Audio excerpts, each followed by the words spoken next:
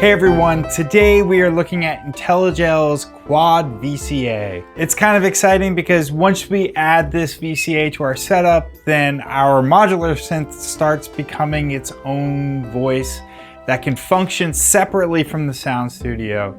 But we're not quite there yet. We're still going to use it in conjunction with the sound studio. In this video, I'm going to briefly explain the differences between mixers and VCAs. That's something that gets asked a lot. I'm going to walk you through how to make a basic patch using it, and then I'll explain all the different kind of modulation, how everything was set up for the music that I was playing during the intro. If you like this video, make sure you subscribe below, and of course, check out my Patreon page if you want to support my channel. I'll also put an affiliate link to Perfect Circuit, where if you want to buy the Quad VCA or any of these other modules, you can click through there and I get a small tip. I'd really appreciate it. All right, with all that out of the way, let's head over to the rack. Okay, so this is the Quad VCA. Now let's talk a little bit about a common question that people ask.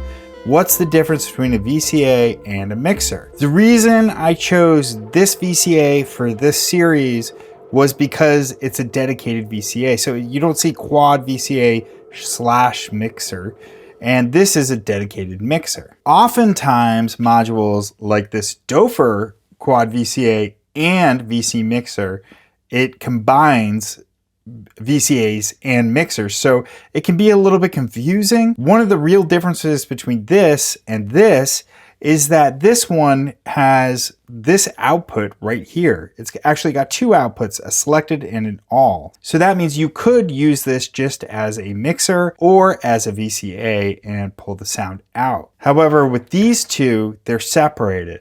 This one can't be a VCA, and this one, there's no big out for all of them. So a mixer is pretty straightforward.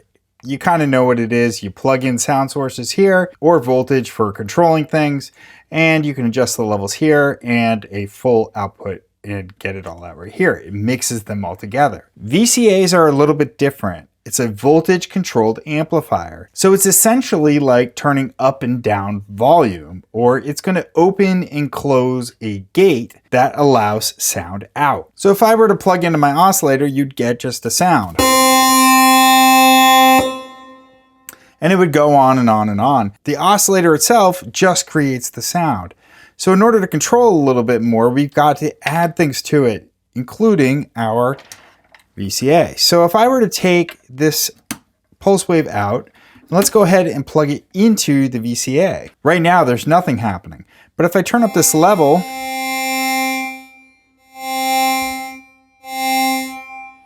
we can control the level of our sound. So as an amplifier, it's just basically like a volume knob on like a guitar amp. What makes it a VCA, the voltage controlled amplifier, is that we can actually modulate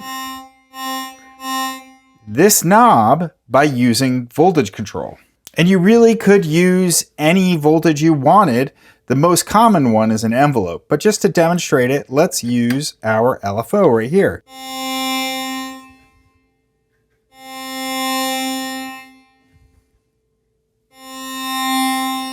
So I'm going to turn that down a little bit. This is an attenuator that determines how much the LFO impacts it. And as you can see, every time it goes green, the amp will go up and you will hear sound. Now I should add too that this is called a cascading VCA. And that's because whenever you plug a CV source into the first one, you'll notice these arrows. It affects all of them.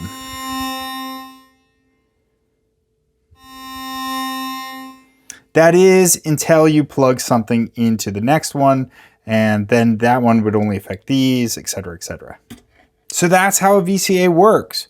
So let's plug in an envelope from Quadrax into our VCA. So I'm going to come out of the first envelope and into the CV in.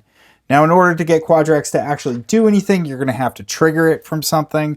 So let's go ahead and trigger it from PAMS.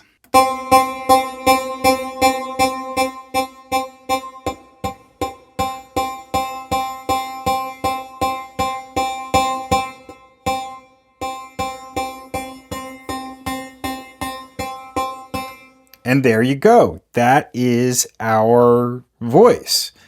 But let's make the tones change up, and we'll use the mother to control it. So I'll walk you through how to set that up. So I've already got a sequence plugged in into the mother.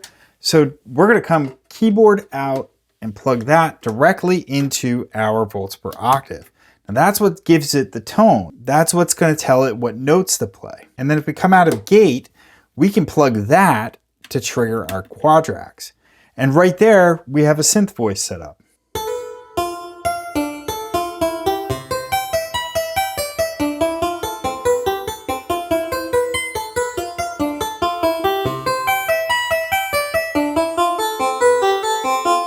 And from there, you can go crazy with all kinds of modulation and everything else. You can add in filters and everything. But that is the basic setup. All right, let's go back to the patch that I had at the beginning, and we'll patch up a whole bunch of modulations and the filters and everything and just make something beautiful.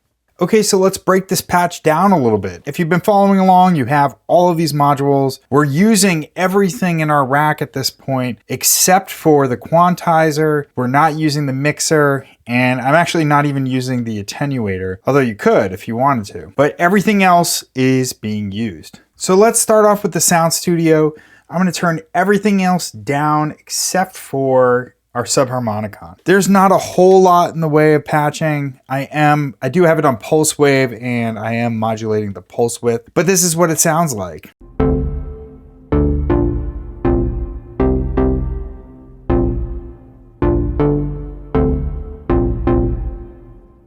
Just a very nice, simple patch.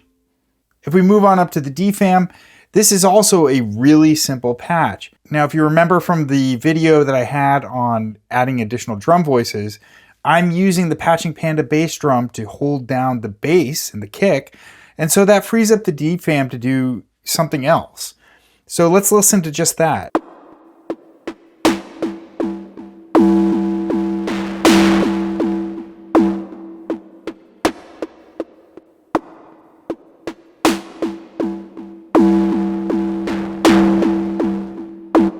So it's got some kind of like metallic sounds that they're almost like a cross between metal, they're like metal toms or something. And then some like hi-hat conga type things just going at a nice slow pace.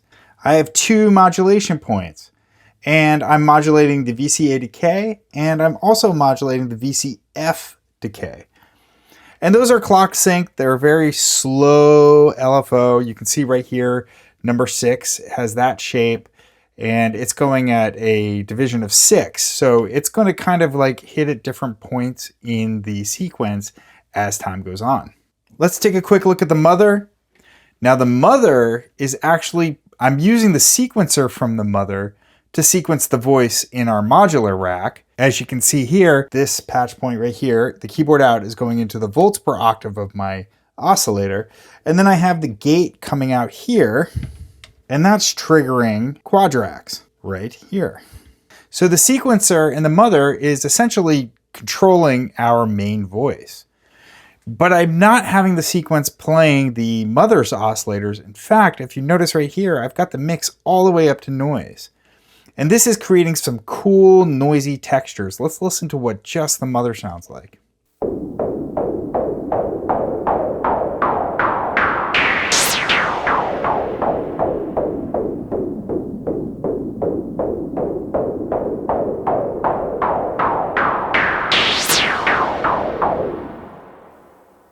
And how I'm accomplishing that is that we have only noise coming through. The rhythmic aspect is coming from the filter mod, is being triggered by our envelope. So if we wanted to have that increase,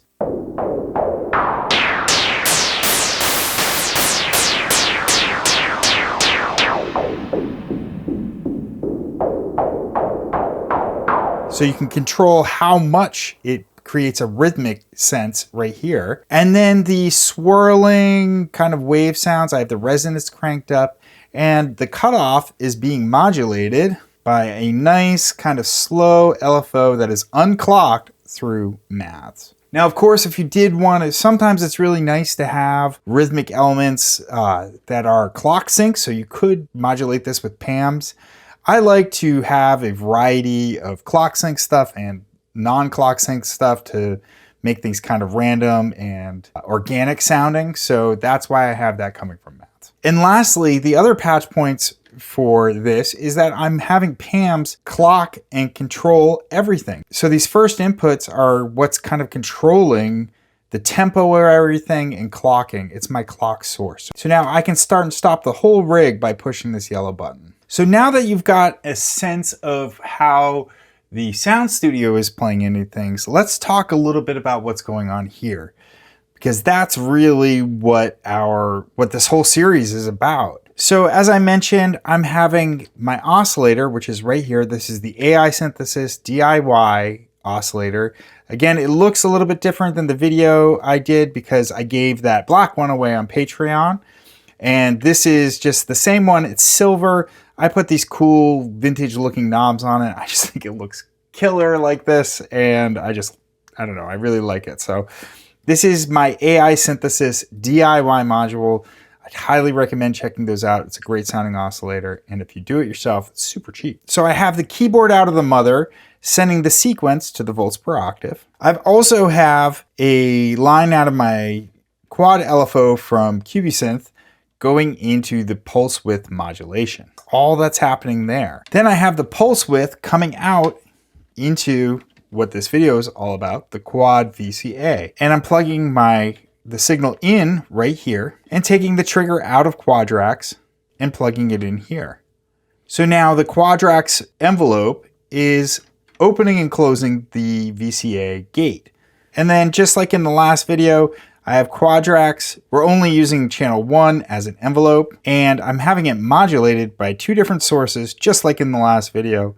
I'm using LFO number 3 out of my quad LFO, and I'm also using channel 1 of maths. And that's what creates those shorter and longer envelopes through my main sound source. Now, there's some really cool stuff going on here with the filter. I'm using the AI Synthesis filter that's based on the MS-20. I'm coming out of my VCA, going right into the filter, and then coming out of the filter and into Cumulus. And then finally sending Cumulus into my audio interface. I should note too that I have the cutoff of my filter being modulated also by the quad LFO, and I've got a couple of points on Cumulus that are also being modulated by PAMs. So really there's just a lot of modulation, and this patch just kind of evolved slowly. I took a lot of time with it, tried out different modulation sources, mixing, and eventually got to that kind of nice fluid patch. So some really interesting things to point out. One thing I'm doing as I was playing it before was playing with the feedback of Cumulus and the cutoff of the filter, as well as the resonance of the filter. Because just like in the filter episode, when you crank this resonance, it has that beautiful ringing tone way up high. And so I like to play that a little bit. Let's listen to it.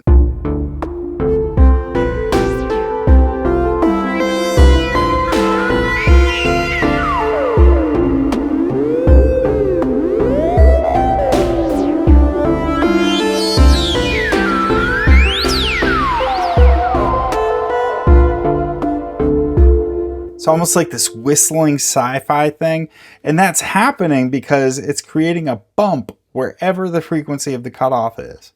And since the cutoff is being modulated by this LFO, which is also self-patched too, so it's kind of a unusually shaped LFO, it creates these nice whistling, flowing textures. As I was playing it at the beginning too, you can change the feedback amount. That's what the mode that I have programmed in here to kind of capture some of these high notes. And so I would play it, and when I would hear a high note, I would turn down the cutoff and turn up the feedback so we could just play around with that note.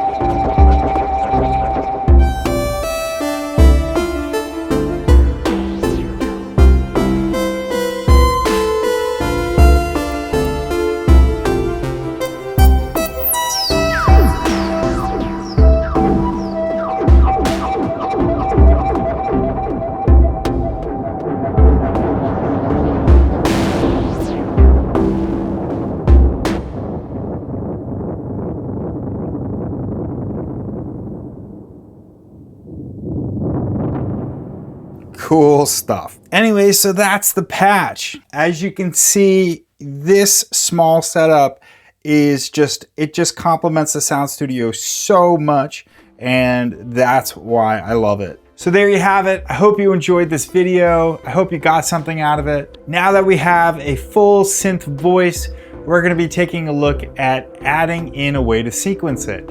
And we're gonna look at the Turing Machine next time. So it's pretty exciting. Make sure that you like and subscribe. Thanks so much for watching. See you next time.